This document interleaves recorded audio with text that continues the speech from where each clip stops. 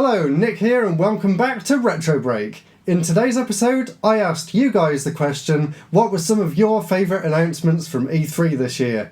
You've already seen mine if you saw my video on Tuesday. I was extremely hyped for Nintendo. I've got a few other bits and pieces from the rest of the event that I was really excited about, but let's start this video by taking a look at what you guys were excited about.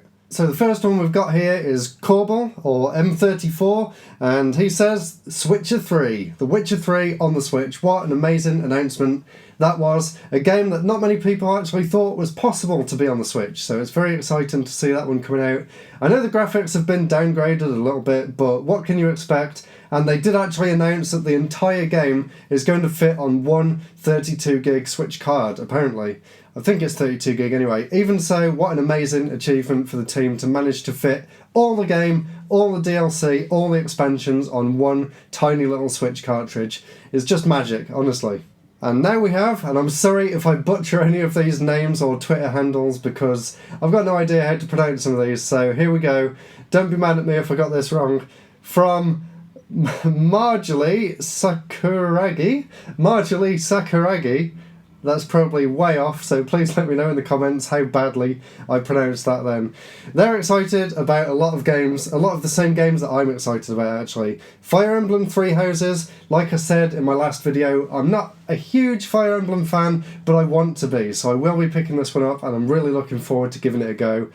Also, Panzer Dragoon, my game of the show this year. I'm super excited for Panzer Dragoon Remake. It's one of my favourite games ever, not just on the Sega Saturn, but of all time. What an amazing game Panzer Dragoon is, and I can't wait to play it again on the Switch with the amazing new graphics. There's actually an extended gameplay trailer that's on YouTube now, so if you are interested in Panzer Dragoon, there's a little bit more gameplay to whet your appetite until the game comes out.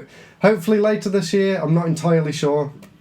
Also, Pokemon Sword and Shield, of course, although there is a bit of controversy going around at the minute in the fact that you can't actually take over all the Pokemon from the previous games. That doesn't include the National Dex or something like that.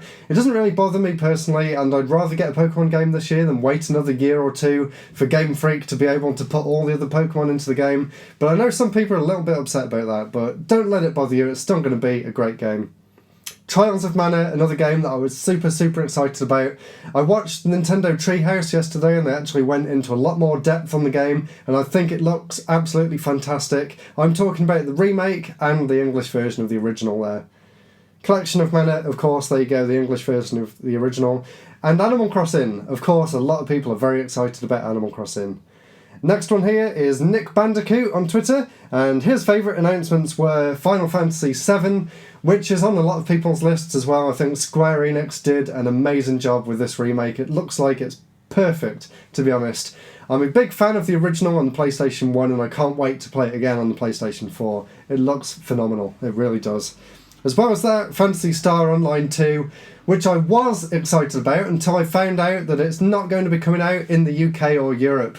At least not at the same time as it is in America anyway, so I've got to wait even longer for that game, and I've been looking forward to playing Phantasy Star 2 Online for years. So please hurry up, Sega, and get it released over here. I don't know what's blocking it, probably some European policies or different languages that it needs to be translated into.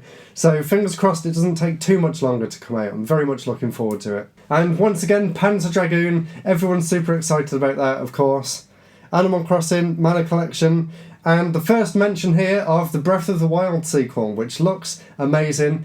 I did read a bit more into it after the event. Apparently, the developers of Breath of the Wild are some of Nintendo's younger staff, and they've actually took a lot of inspiration from Red Dead Redemption 2, which is kind of surprising, and they actually said the game's going to be even darker than Zelda Majora's Mask, so I'm very much looking forward to that one. Now, Dean here, Deadliest Puddle, also known as my long-standing community manager who's been doing a terrible job. Of course, he's very excited about No More Heroes 3. Aren't we all, Dean? Aren't we all? Well, maybe not. One of the things that's really exciting about No More Heroes from this E3 isn't just that No More Heroes 3 is being worked on, but I actually found an interview with Suda51 after the reveal, and one of the questions he was asked was, is there going to be a port of No More Heroes 1 and 2 to the Switch? To which he said, if that's something people want, he'll go and speak to the publishers and see if he can make it happen. So possibly next year we're not only getting No More Heroes 3, but also HD Switch versions of No More Heroes 1 and 2. We can hope. Attack all around. He said one of his hopes before E3 was Final Fantasy VIII in some form on the PS4, and I'm very happy to say that Final Fantasy VIII is coming out finally, and I've actually seen some comparisons between the PlayStation 1 original and the remake, and it actually does look a lot better than I thought it did the first time I saw it, so that's really cool. I'm really glad that Square's managed to salvage the game, because apparently they lost the source code for it. It's not a game that I've actually played before, but I did actually pick it up not that long ago from one of the many retro gaming expos, so I don't know whether I'll actually end up playing it on the PlayStation 1 or on the Switch or on the PS4, but I'm looking forward to playing it whenever I get it on, so really looking forward to Final Fantasy VIII, and of course a multitude of other RPGs coming out as well. There are a lot of them.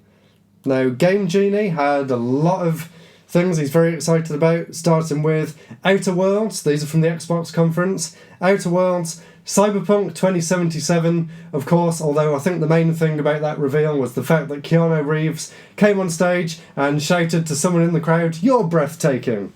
Is really going to be breathtaking. You're breathtaking. You're breathtaking. That's just going to go down in E3 history.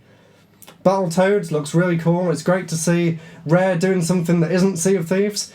I wasn't a huge fan of Sea of Thieves, so it's great to see them come back in some fashion with Battletoads and, of course, Banjo and Smash. Forza 4 Lego DLC, that's something really cool as well. I really enjoy Forza 4 on the Xbox, and I'll probably end up getting the DLC at some point. And I also need to try out the Hot Wheels DLC from Forza Horizon 3 as well. From Square Enix, Avengers and Final Fantasy 7.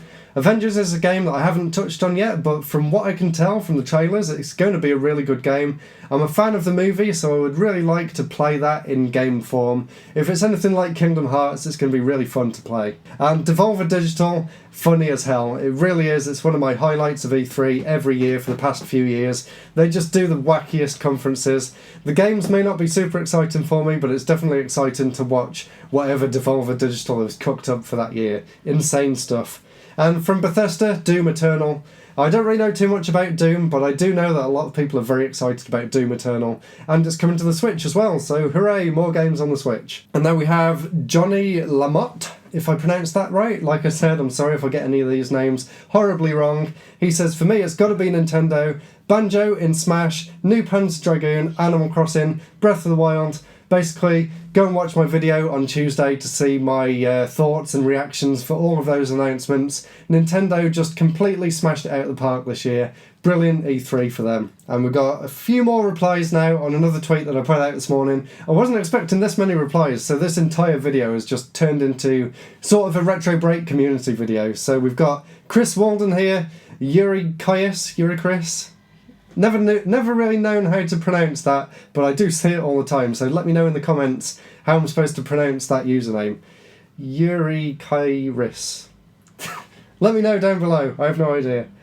Pretty much the entire Nintendo Direct, but I feel like the Smash announcements and Astral Chain footage was my favourite.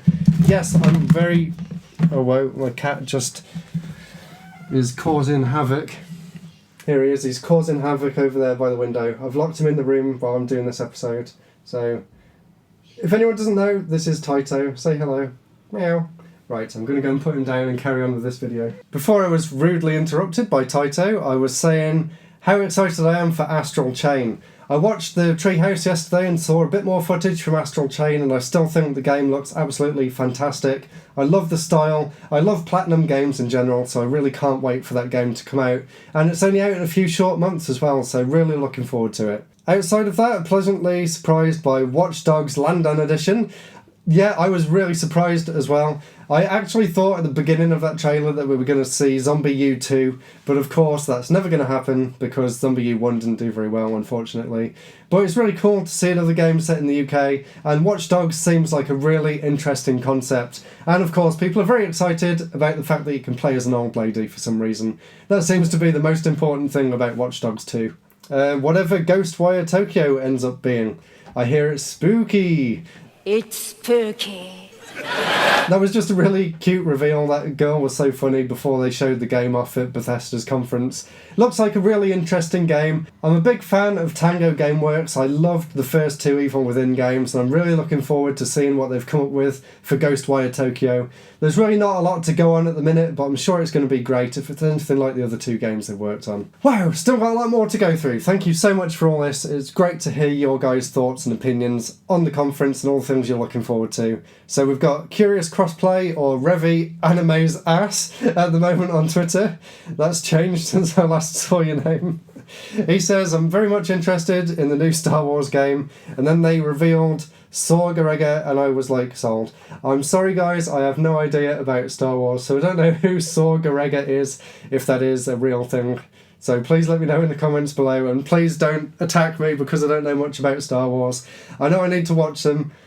I'm just going to leave it at that. It looks like a great game. I was very much impressed with what I saw of the gameplay. Even though I'm not a huge fan of the Star Wars series, I can definitely see why people who are into Star Wars are really looking forward to it. William here at I love these usernames. William at Wonky Retro Gamer. He said, PC Engine Mini was a lovely surprise, and I was extremely surprised about that as well. I woke up the other morning and it was all over Twitter. I found out that Konami had announced a PC Engine Mini, TurboGrafx Mini, or for some reason here in Europe we get the Core Graphics Mini. Not really sure why, because the TurboGrafx did come out in Europe, but even so, I'm very, very excited for people to be able to experience some PC Engine and TurboGrafx games, possibly for the first time. It's such a fantastic console. If you don't know anything about it, definitely go and look it up and definitely pick one of these mini consoles up. They've only announced a few games so far, but I've definitely got a lot that I would like to see on the console, so maybe that's a topic for another video for another time. Definitely looking forward to it though. And the man cave here, you're breathtaking. You're breathtaking. And apparently they actually gave a free copy of the game to the guy who shouted that, so that's really cool as well. Phew, so that's it for Twitter.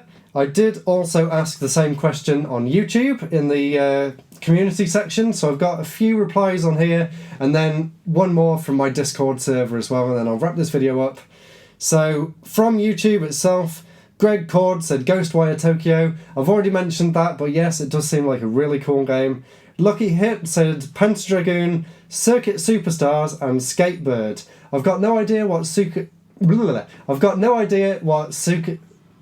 my words aren't coming out. I've got no idea what Circuit Superstars is, but I do know about Skatebird. That one looks hilarious. It's basically Tony Hawk's with birds. It's an indie game. I think it was shown off at either Devolver Digital or Kind of Funny's showcases. Not entirely sure which one, but it looks like a great game. It looks like they've got the gameplay down, and it just looks really cute and fun as well. So looking forward to that one. And I'll have to go and have a look at what Circuit Superstars is as well. And Caveman number 12 says Borderlands 3 and Breath of the Wild 2. Both great games. I've never actually played any of the Borderlands game before, but I know a lot of people really rate those games, and they've actually suggested that I play the collection that came out on the PS4 recently, so maybe one day, but as you know, I've got a lot of games in my backlog, so maybe that won't happen for a while. But I'm glad that people think Borderlands 3 looks good. It's always good when a sequel lives up to your expectations, and fingers crossed the same for Zelda as well when Breath of the Wild 2 comes out, or whatever it ends up being called. And Mocha says, easily Final Fantasy VII Remake. Still can't believe it exists. I can't believe that they're actually nearly releasing it. It's been so long. They announced it like 5 years ago. And it's been split out into different episodes, but apparently they're all full games worth of content in each episode, so that doesn't really bother me as much as it did to begin with. So I'm very excited about that. And now on my Discord, I only got one message on here, and if you'd like to go to my Discord, I'll put a link in the description and the comments, so you can go and join that. It's a great place to chat with other people, and of course get shout outs on this video occasionally as well. So William said on here, Nintendo Direct was lit and Square Enix was decent. I'd say more than decent. They were both brilliant. So thank you guys so much for watching. I know this video was a little bit different to normal, but don't worry, I'll be back next week with much more retro themed content. So please look forward to that. Please subscribe and look forward for me posting more of these questions on Twitter and YouTube, and maybe you'll be featured in a similar video in the future. So thank you so much for watching. See you next week for another episode. Goodbye.